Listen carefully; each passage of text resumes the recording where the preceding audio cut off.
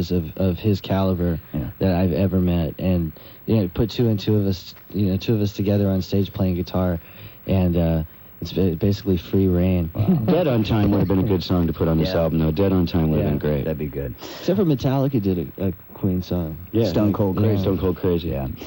Going back to the spaghetti incident, you did a Dead Boys tune, a band out of Cleveland originally with Stiv Bators, called "Ain't It Fun," which is a real kicker on this record. Yeah. Well, we were talking about it earlier.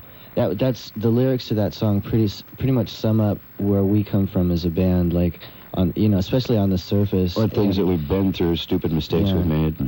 And when I hear it, I just go, okay, check.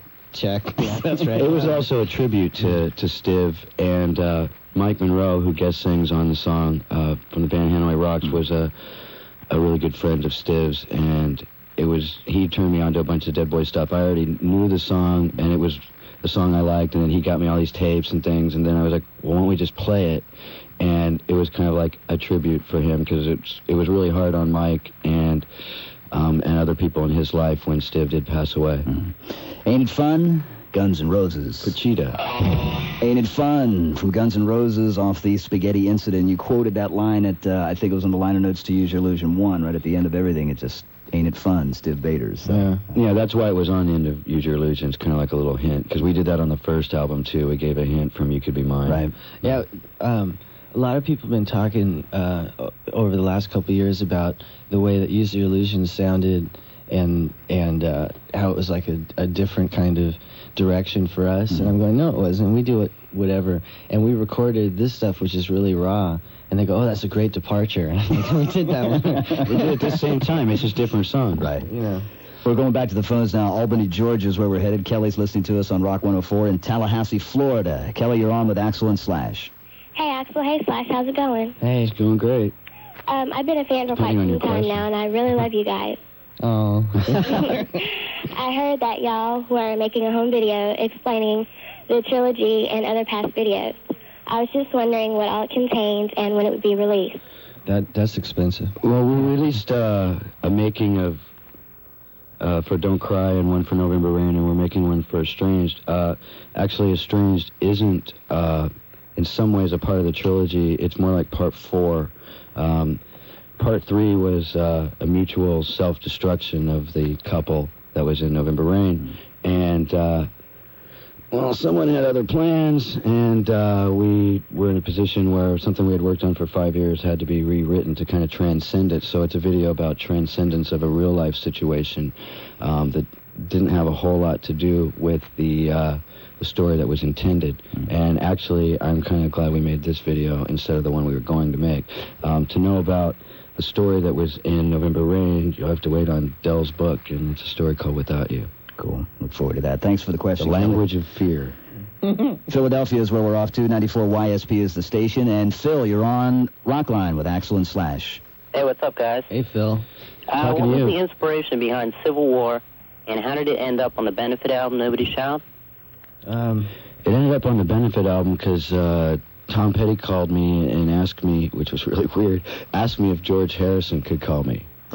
And then George Harrison called me, and we were talking, and all of a sudden he started talking about his wife flying to Bangladesh, and it just, all of a sudden my mind was just like, boom, hyperspace. I'm talking to a Beatle.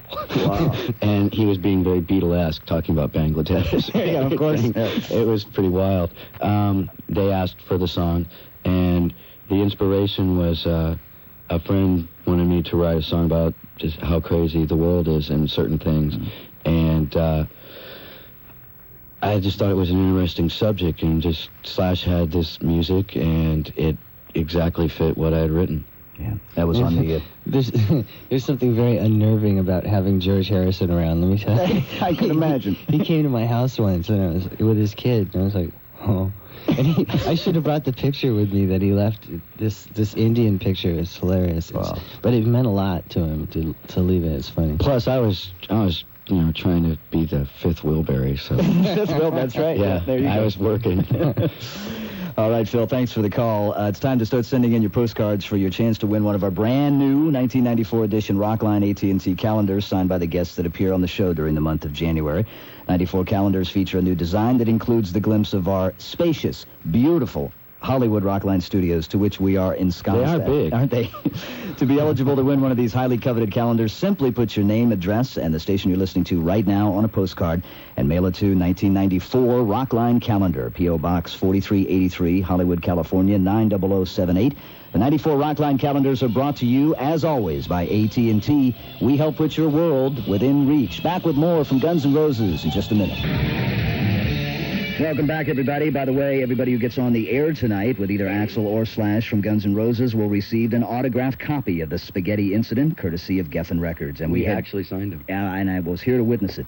We go back to the phones now. Lansing, Michigan is where we're headed. Q106 is the station. Shannon, you're on Rockline with Guns N' Roses. Hi, Slash.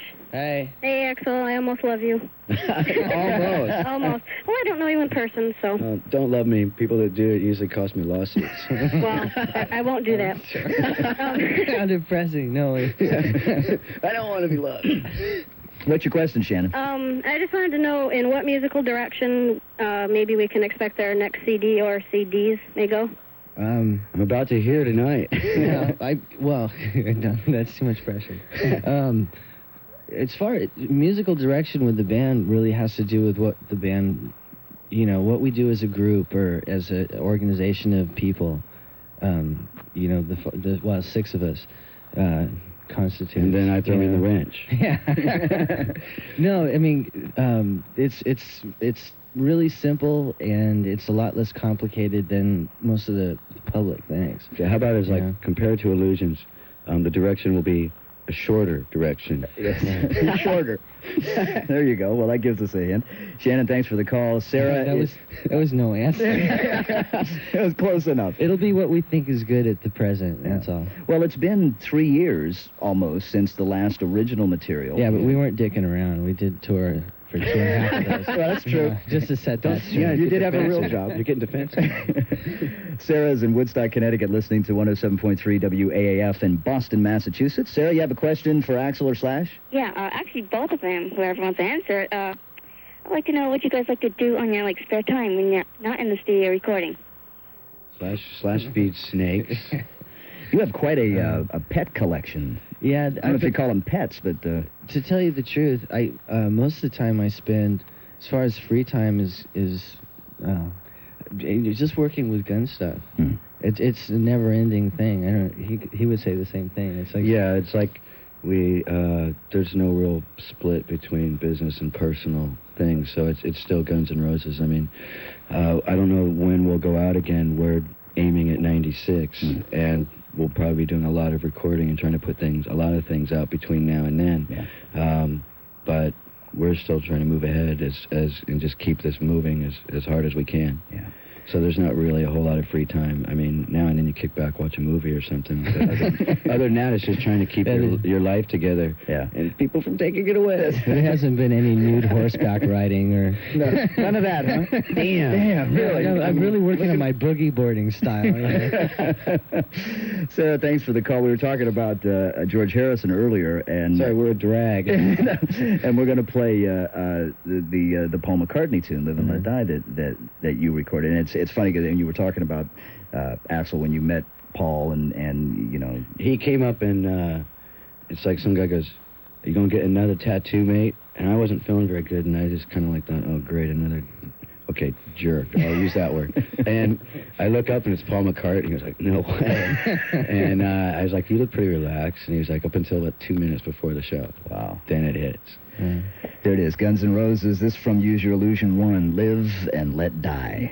Live and Let Die from Guns N' Roses, who we are spending 90 minutes with on our first show of the 1994 season here on Rockline. We're going to take it down to Beale Street in Memphis, Tennessee. Sean's listening to us on Rock 103 in Memphis. Sean, you're on.